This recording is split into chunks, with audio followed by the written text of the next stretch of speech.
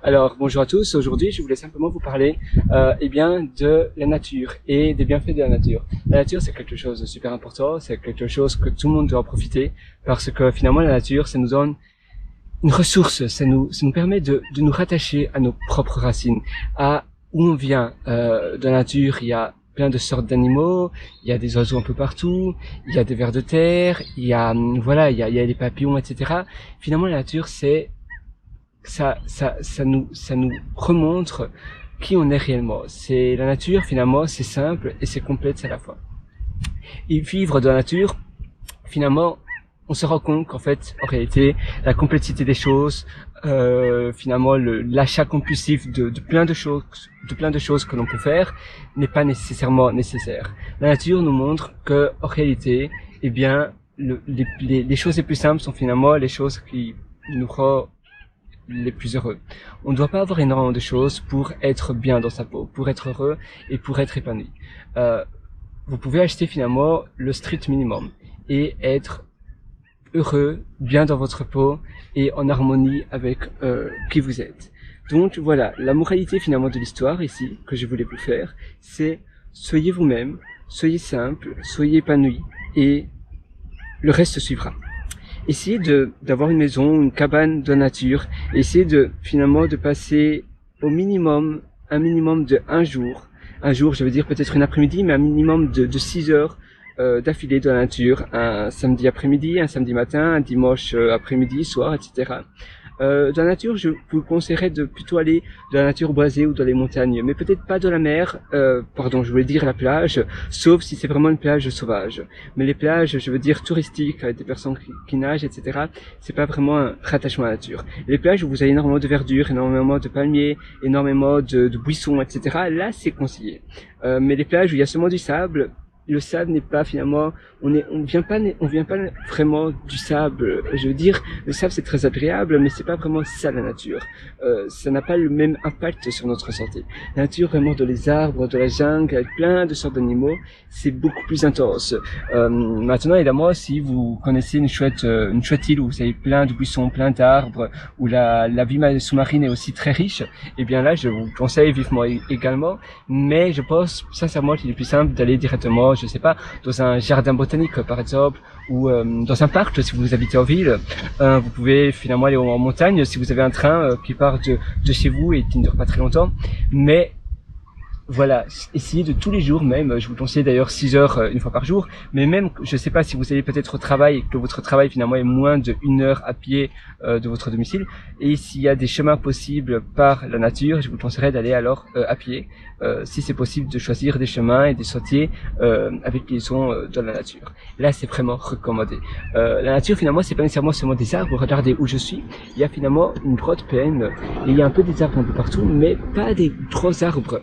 Je veux dire, ce sont pas des arbres centenaires ou bien millénaires, on dit, oui, millénaires. Mais finalement, toucher l'herbe parfois, toucher les arbres, toucher l'écorce des arbres, ça vous permet vraiment de souffler. Et ça vous permet finalement de penser à rien d'autre qu'à la nature et à vous. Et ne pas penser à demain, ne pas penser au futur proche ou même bien sûr lointain, mais seulement penser au moment même. Demain sera un autre jour, il sera fait de choses différentes qu'aujourd'hui, et nul ne peut savoir finalement qu'est-ce que ce sera exactement demain. On peut évidemment plus ou moins savoir si on a une routine basique de vie, plus ou moins savoir de quoi sera fait le lendemain, mais il y aura toujours des surprises et toujours des choses que l'on n'aura pas prévues. C'est pour ça que finalement c'est bien de profiter simplement du moment, profiter de votre existence, profiter de, voilà, essayez de réaliser que au moment où vous regardez cette vidéo, vous respirez. Voilà, vous avez une respiration, votre cœur bat, vos yeux sont ouverts, certainement, peut-être que vous avez fermé vos yeux, mais alors vous êtes conscient au moment présent que vous fermez les yeux. Si tu veux, on peut le faire ensemble d'ailleurs. Regarde, je vais fermer les yeux et toi aussi. Tu peux inspirer puis expirer par la bouche, et alors là tu dégonfles ton ventre, et ça fait vraiment du bien de finalement se ressentir concentré et centré surtout avec la nature et avec finalement le strict minimum, avec l'essentiel, c'est finalement soi-même. Si vous êtes dans un jardin privé, vous pouvez même le faire de manière nudiste. C'est pas mal aussi, hein, si vous êtes encore davantage plus simple, plus minimaliste, parce que c'est vrai que les habits souvent c'est un peu encombrant et parfois ça nous rend un peu mal à l'aise. Évidemment ici, pour ma part, je me trouve dans le jardin botanique d'Adélaïde, donc ça serait un peu difficile pour moi de le faire de manière nudiste, mais ça peut aussi être une bonne idée pour encore être plus centré avec la nature et avec tout ce que vous pouvez trouver dans les alentours, les feuilles, les verdures, etc. et les animaux dans les parages. Voilà, vous pouvez aussi par exemple faire un exercice, c'est vous prenez une petite pelle, toute petite, vous savez les pelles pour les enfants par exemple, et vous creusez un petit peu dans la terre et vous essayez de finalement redécouvrir. Je sais pas si vous l'avez fait quand vous étiez enfant. Moi personnellement, je l'ai fait mais quand j'étais enfant, j'avais un super jardin et j'avais un endroit où il y avait un portique et il y avait plein d'arbres. Donc il n'y avait pas d'herbe parce que l'herbe ne poussait pas grâce ou à cause des arbres et même avec la terre, vu que la terre était très sablonneuse où j'habitais, la sorte de terre est très très sablonneuse. Donc c'est un peu comme du sable. Donc rien qu'avec les mains, on peut finalement faire un bon trou et je voyais finalement toute la vie sous terre. C'est-à-dire je voyais les vers de terre, plein de petits animaux, etc. Et c'était vraiment passionnant. Et finalement, essayez de mettre toute votre attention sur la terre, sur ce que vous faites là. Je me souviens très bien, quand j'étais enfant, je devais avoir 7 ans, 8 ans, même 8 ans, oui, 6, 7, 8, 9 ans. Même bien avant, même 5, 4 ans, je creusais de la terre, etc. Et je pensais à rien d'autre. Je ne pensais pas aux peurs, aux problématiques, aux angoisses que l'on pourrait avoir. Donc j'étais simplement avec la terre, avec ce que je faisais. Et c'était le principal, et finalement je passais des dimanches après-midi parfois fantastiques en faisant ça. J'étais vraiment, je me sentais finalement rassasié et conquis, je me sentais au complet, je veux dire, je me sentais vraiment waouh. Oui, je me sentais bien, non stressé, etc. Et vous pouvez le refaire. Donc, si vous prenez une petite pelle, vous creusez un petit peu et vous essayez d'espionner un peu la vie sous terre. Si vous êtes près de la plage, si vous allez trouver une plage ou une île un peu sauvage, même assez sauvage, et il y a personne d'autre, il peut y avoir des rochers, etc. Également, vous pouvez aussi, là, prendre un tuba et une GoPro même par exemple. Et bon, une GoPro c'est moins l'idéal parce que si vous filmez à nouveau, vous êtes plus dans le moment présent, vous êtes alors avec la caméra pour recorder, donc pour enregistrer, pour saisir le moment où vous vivez maintenant, mais pour après. C'est-à-dire que vous n'êtes pas là maintenant, vous êtes là avec votre caméra pour le futur, pour l'enregistrer, pour le revisionner dans le futur. Finalement, souvent on ne le fait même pas par la suite. Donc on essaie de pas prendre de caméra, même pas de téléphone ni rien. La même chose quand vous passez mettons 6 heures un dimanche après-midi ou un samedi matin, dans la nature, essayez de prendre rien du tout, même pas une montre électronique, une Apple Watch, un téléphone, rien d'autre, même pas des lunettes.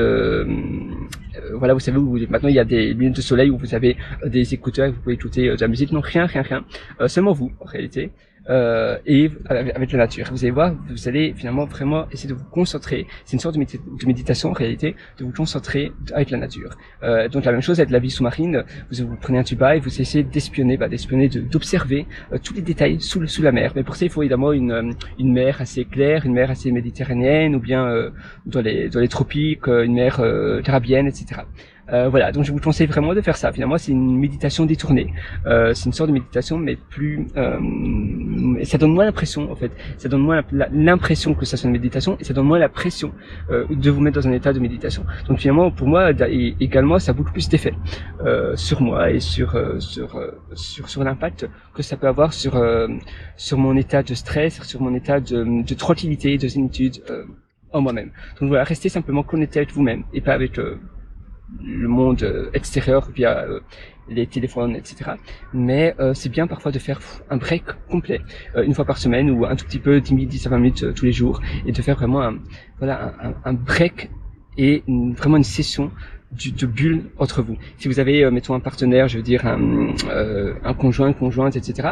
Et si votre entente est vraiment extraordinaire et que vous êtes vraiment pareil, eh bien ça peut aussi être une bonne idée de le faire avec votre conjoint. Mais pour ça, il faut évidemment qu'il soit ou qu'elle soit exactement dans la même philosophie. Sinon, ça va pas aller très bien. Si vous êtes vraiment fait pour ce même style d'expérience et si vous vous entendez ultrament bien, eh bien là c'est parfait alors. Donc vous pouvez aussi l'expérimenter avec votre conjoint, conjointe, etc.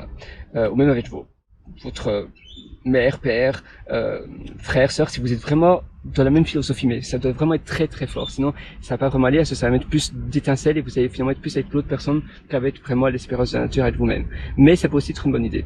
Voilà. Et finalement, la dernière chose aussi que je voulais évoquer ici, c'est vous pouvez aussi préparer à manger durant cette expérience de nature. C'est-à-dire, vous prenez par exemple du pain pour faire des tartines, pour faire des sandwichs.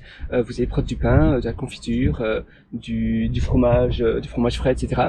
Et vous allez tout simplement préparer de la nourriture là au moment où vous êtes. Donc, vous allez par exemple préparer des tartines, des sandwichs, vous allez concocter une nourriture fraîche, ça peut être toute autre chose, mais une nourriture facile à faire évidemment quand vous êtes à la campagne, dans la forêt, dans un parc ou à la plage, vraiment quelque chose qui convienne à cet environnement un peu hostile. Et donc ça doit être quelque chose de simple. Donc moi je vous conseille de prendre, mettons, je sais pas, de la pâte à tartiner bio fraîche. Ça doit être aussi des bons ingrédients, bonnes pour la santé, parce que sinon ça va pas être, si la nourriture n'est pas bonne pour la santé, ça va pas être l'idéal. Donc essayez de prendre plus des trucs assez faciles mais bons pour la santé. Donc par exemple, du fromage à tartiner frais, ou de la pâte à tartiner bio, vraiment fraîche, pas du style de Nutella ou de la pâte à tartiner industrielle, parce que ça n'aura pas le même effet. Faites ça. Vous pouvez aussi, mettons, prendre une coco. Vous avez de l'eau de coco qui peut être très très bon aussi, très rafraîchissant. Si vous habitez dans des pays, mettons, comme le Vietnam, le Vietnam, l'Indonésie, le Cambodge, et tous ces pays-là, souvent ils vendent des noix de coco et vous mettez une paille et vous buvez l'eau de coco à l'intérieur. Et ça, c'est aussi bon pour vous concentrer finalement sur l'aliment. Et donc quand vous mangez, finalement vous dégustez morceau par morceau et vous savourez. Parce que souvent on mange, on pense à autre chose et on pense même pas à ce qu'on mange. Pensez vraiment à la manière dont c'était préparé. Et si vous préparez votre sandwich, peut-être le pain n'est pas frais, il n'est pas fait par vous. Donc vous pensez vraiment, vous essayez de réfléchir de la manière dont le pain a pu être conçu, etc. Si vous prenez du bon chocolat, ça peut même du chocolat Lindt ou du chocolat, je sais pas, du chocolat artisanal, eh bien vous allez aussi le déguster, vous allez vraiment penser de la manière dont il est fait. Vous pouvez, mettons, vous faire du pain toasté avec des tablettes, des carrés de chocolat sur votre pain toasté. Évidemment pour ça c'est un peu difficile parce qu'il faut le toaster. Si vous êtes à l'extérieur, vous n'aurez pas accès à un grille-pain, mais vous pouvez toujours trouver une autre solution, bien du bête pain frais, et vous mettez des carrés, des divisions, des carrés de chocolat dessus, et vous allez le déguster comme ça. Vous allez vraiment penser la manière dont il a été préparé, et chaque comment on appelle ça, chaque bouchée, vous allez vraiment vous concentrer sur chaque bouchée et fermer les yeux et vraiment penser à vraiment bien déglutir la manière dont la nourriture a été faite, etc. Et vous avez aussi être au moment présent, mais sur l'aliment ou sur la boisson. Si vous avez du lait de coco, si vous habitez dans des pays assez tropicaux, dans des pays, mettons, même dans des pays comme le Vietnam, comme je vous disais, ou comme la Thaïlande, ou bien, je sais pas si ça peut être simplement un verre de lait frais, ça aussi ça peut aller. Voilà, sur ce, je vous conseille, je vous souhaite vraiment un excellent moment, de présence, de présence, du moment présent. Profitez vraiment, d'être conscient du moment présent. Et nous, on se donne rendez-vous certainement très bientôt pour une prochaine session comme celle-ci. Allez, ciao sur ce, et bon présent.